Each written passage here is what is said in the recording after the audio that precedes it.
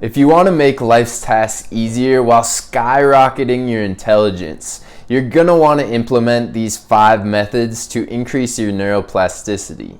Let's get right into them.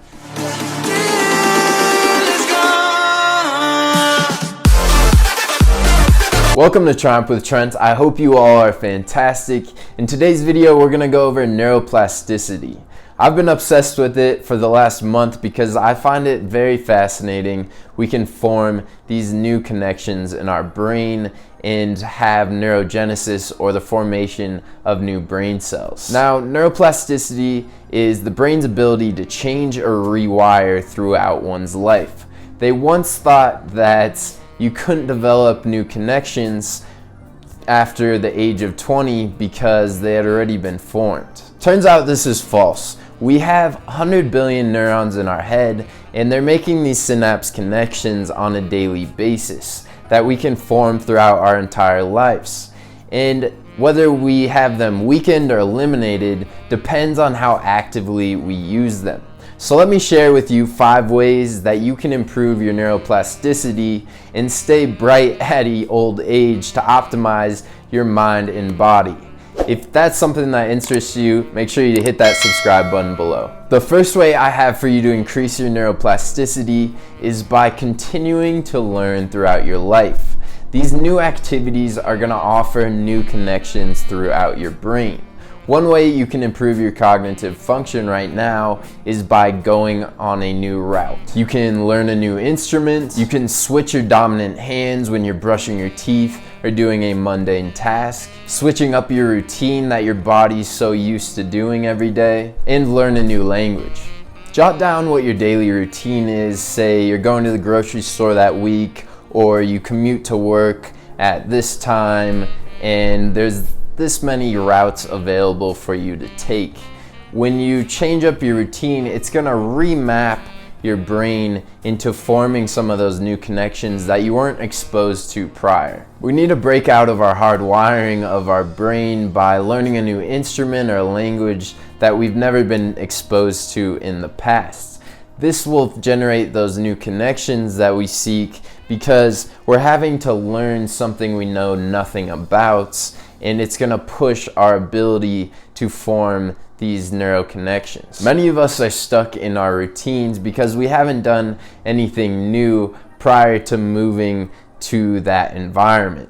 When you shift your environment or you change up your job, that is forming those new synapse connections because you're having to relearn how you do something. So I'd encourage you all to try to find a new route in your daily routine. You can learn an instrument, read a novel, and participate in, say, a Rosetta course to learn a language at nights or when you have time. In this way, you're going to push your brain's ability to form these new connections and increase your intelligence. The number 2 way you can increase neuroplasticity in your life is by reducing the stress factors that you feel subject to every day.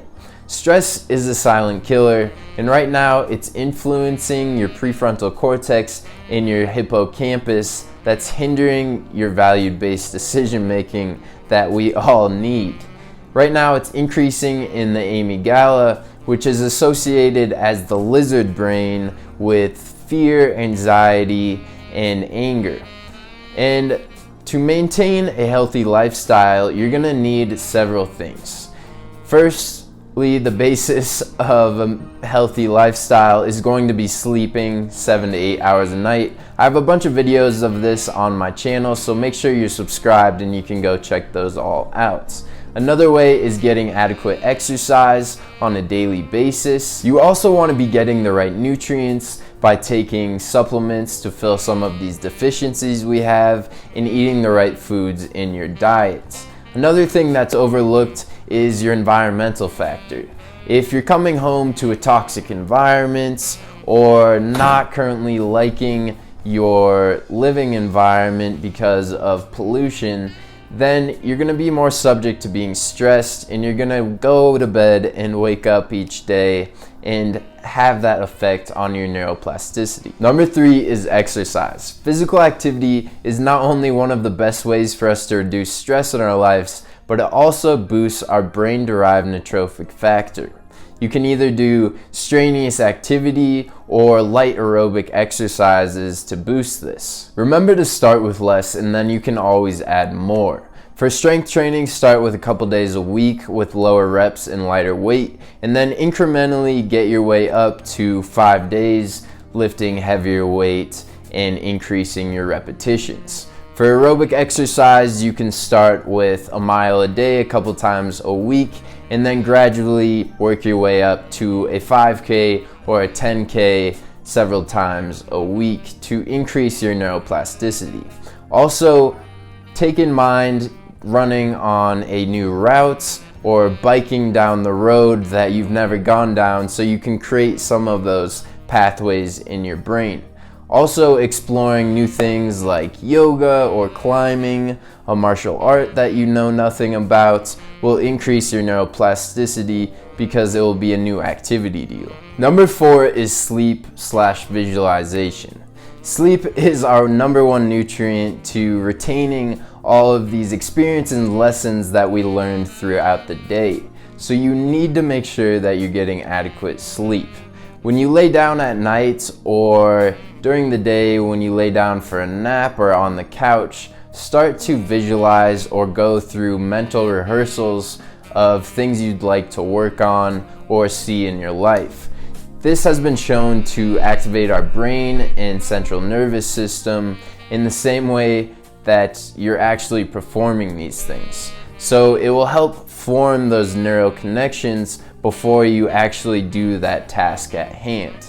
And if you're gonna do that right before you go to sleep, make sure you're doing some type of breath work to clear your mind. That way you're not dreaming about it and your brain's not relaxing and clearing itself from some of these toxins that you're subject to when you're thinking about that nonstop. Our brains never relax if we're thinking of this all of the time, and that brings us into number 5, which is meditation to increase your neuroplasticity.